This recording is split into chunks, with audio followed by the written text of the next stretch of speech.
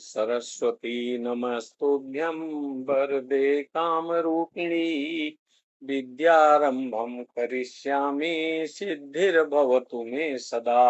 ओम श्री सरस्वत्यै नमः। ओम नमो भगवते वासुदेवाय। मित्रों, मैं कथा प्रसाद मिश्र शिव शक्ति ज्योतिष में आपका पुनः स्वागत करता हूँ। हम आजकल एक कुंडली विश्लेषण की तरफ बढ़ रहे हैं। उसमें धन योग का निर्माण कुंडली में किस तरह होता है, ये बहुत महत्वपूर्ण विषय है। इसलिए आज का वीडियो हम धन योग पर ही चर्चा करेंगे। तो कुंडली में धन योग का निर्माण, इसे हम स्लाइड्स के जरिए समझेंगे। कुंडली में धन योग का निर्माण कई प्रकार से होता है, जिसमें कुछ मुख्य है। धनेश और लाभेश का उच्च राशि में होना। अब धनेश क्या है? धन वाणी कुटुंब का भाव द्वितीय भाव होता है, यानी सेकंड हाउस। उसके स्वामी जो भी ग्रह बैठे हों उनको हम धनेश कहते हैं। और 11th हाउस यानी एकादश भाव जो है, जो लाभ भाव है, प्राप्ति भाव है, इच्छा पूर्ति भाव है, उसके स्वामी जो भी ग्रह की जो राशि उसमें हो, उसके स्वामी को लाभेश कहते हैं। तो कुंडली का दूसरा भाव धन कुटुंब वाणी और प्रारंभिक शिक्षा का स्थान होता है। धनेश दूसरे भाव का स्वामी जब उच्च राशि में होता है तो यह ग्रह व्यक्ति को धन कमाने और उसे संचित करने की अच्छी क्षमता प्रदान करता है। और लाभेश कुंडली का 11वां स्थान इच्छाओं की पूर्ति, बड़े भाई, लाभ, सामाजिक पद प्रतिष्ठा आदि का भाव होता है। लाभेश 11वें भाव का स्वामी जब उच्च राशि में हो तो व्यक्ति विभिन्न स्रोतों से आय और सफलता प्राप्त करता है। जब ये दोनों ग्रह उच्च राशि में हो तो व्यक्ति को न केवल धन कमाने की अच्छी क्षमता मिलती है, बल्कि उसे धन संचित करने और उसका सही उपयोग करने की समझ भी प्राप्त होती है।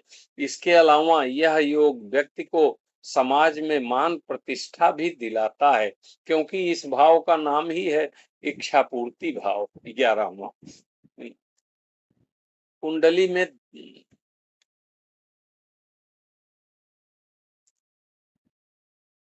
चंद्रमा और गुरु की शुभ भाव में युति। जब चंद्रमा और बृहस्पति एक ही भाव में स्थित होते हैं या चंद्रमा से केंद्र में बृहस्पति स्थित होता है तो यह योग बनता है। इसे ज्योतिष में प्रसिद्ध योग गज केसरी योग कहते हैं। गज केसरी योग, यह योग व्यक्ति को बुद्धिमान, ज्ञानी, विवेकी बनाता है, धन समृद्धि और लाता है। यह योग व्यक्ति को भाग्यशाली बनाता है, जीवन में सफलता बनाता है। यह योग व्यक्ति को आध्यात्मिक बनाता है और उसे उच्च ज्ञान की प्राप्ति दिलाता है। यह योग व्यक्ति को समाज में सम्मान प्रतिष्ठा दिलाता है।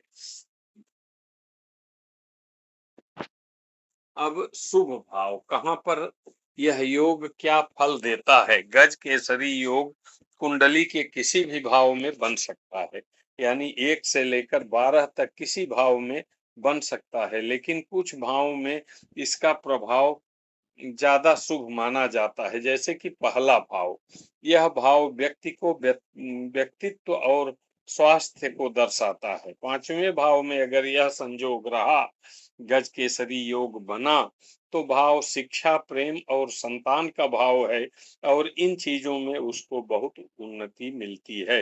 यह भाग्य और धर्म पिता के भाव 9वें में बनता है तो उसमें उसका भाग्य निरंतर बढ़ते जाता है। धार्मिक रुचि और पिता से प्रेम बहुत होता है।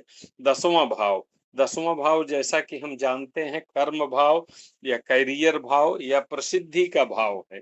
इस भाव में अगर यह युति बनती है, युति मतलब गज केसरी योग बनता है, तो व्यक्ति कैरियर में बहुत उच्च स्थान प्राप्त करता है। अगर यही युति 11वें भाव में हुआ तो उसकी इच्छाओं का भाव है, इच्छा पूर्ति भाव है, लाभ भाव है, तो उसकी सारी इच्छाएं पूर्ण होती हैं, उसको धन दौलत की कमी नहीं रहती और काफी उन्नति पैसे प्राप्त करता है। चंद्रमा और मंगल का केंद्र और त्रिकोण और लाभ भाव में एक साथ होना। जब चंद्रमा और मंगल केंद्र में, त्रिकोण में या लाभ भाव में एक साथ हो, चंद्रमा और केंद्र में 1, 4, 7, 10, त्रिकोण 1, 5, 9 और लाभ भाव 11 में होना बहुत शुभ योग माना जाता है, जिसे चंद्र मंगल योग या लक्ष्मी योग भी कहते हैं। यह योग व्यक्ति को धन, समृद्धि, सफलता की ओर ले जाता है। अब धन भाव, धन भाव दूसरा और आय भाव 11वां, इनका संबंध जब 1, 5, 9 यानी पंचम के लग्न, पंचम और नवम भाव से संबंध बनता है तो धन योग बनते हैं। जैसे लग्नेश लग्न का स्वामी, लग्न का स्वामी हो और स्थित हो द्वितीय में, तो लग्न और द्वितीय का संबंध बन गया। और लग्नेश और नवमेश का संबंध, लग्नेश एक में उसकी राशि हो और एक में स्थित हो, तो लग्नेश और नवमेश का संबंध बना तो धन भाव बना। लग्नेश और पंचमेश का संबंध कि पंचम में स्थित है और लग्न में उसकी राशि है, तो भी संबंध बन गया। द्वितीय और पंचमेश दूसरे भाव में बैठा है, पंचम भाव में उसकी राशि है, तो भी संबंध बन गया और धन योग बन गया। द्वितीय और द्वितीयेश और नवमेश दूसरे भाव का स्वामी और नवम भाव में राशि या किसी तरह से संबंध बन गया तो धन भाव हुआ। इसी तरह पंचमेश और नवमेश का संबंध, नवमेश और एकादशेश, लग्नेश और एकादशेश, कहने का मतलब ये हुआ कि 2 और 11 जो दोनों धन और आय भाव माने जाते हैं, उनका संबंध लक्ष्मी स्थान 1, 5, 9 से बना तो धन योग बन जाता है। अब केंद्र, त्रिकोण और लाभ भाव। केंद्र भाव जो है कुंडली में 1, 4, 7, 10 को केंद्र भाव कहा जाता है। यह व्यक्ति के जीवन, चरित्र, क्रिया और भौतिक सुखों का प्रतिनिधित्व करता है। जबकि त्रिकोण भाव जो होते हैं 1, 5, 9 को त्रिकोण भाव कहा जाता है। ये भाव व्यक्ति के ज्ञान, भाग्य और धर्म का प्रतिनिधित्व करते हैं, इसलिए इसे धर्म त्रिकोण भी कहते हैं। लाभ भाव 11वें भाव को लाभ भाव कहलाता है, जो व्यक्ति की आय, लाभ और इच्छा पूर्ति को का प्रतिनिधित्व करता है। उपचय भाव, कुंडली उपचय मतलब उन्नति के भाव, कुंडली में तीसरे, छठवें, 10वें और 11वें भाव को उपचय भाव कहा जाता है। यह भाव जीवन में तरक्की दर्शाते हैं और इन भावों में ग्रहों की उपस्थिति जीवन में आगे बढ़ने का इशारा करती हैं। इन सब में 11वां भाव सबसे अधिक शक्तिशाली माना जाता है। अगर शुभ ग्रह 11वें भाव में हो, शुभ युति हो या शुभ दृष्टि हो, तो ये बहुत ही उत्तम माना जाता है। अब एक कुंडली, यहाँ उदाहरण के लिए वृषभ लग्न की कुंडली हम देखते हैं। इस कुंडली में सूर्य और चंद्रमा लग्न में स्थित हैं, दोनों की डिग्री तो लगभग बराबर है। इसका मतलब है अमावस्या का जन्म है। अब दूसरे भाव का स्वामी यहाँ पर मिथुन राशि का स्वामी हो गया बुध, और दूसरी राशि बुध की बैठी है पंचम भाव में, जो शिक्षा संतान का भाव है। तो यहाँ पंचमेश और द्वितीयेश का संबंध बन जाने से बुध जो है इस धन योग कारक बन गया। और इसी तरह से शनि, शनि की भाग्य भाव में मकर राशि और कर्म भाव में कुंभ राशि दोनों होकर और शनि स्वयं लाभ स्थान में हुआ, तो यहाँ पर केंद्र, त्रिकोण और लाभ स्थान का तीनों का संबंध बना, तो ये बहुत स्ट्रांग मतलब उत्तम धन योग बना। इस तरह से कुंडली में हम विश्लेषण करते हैं।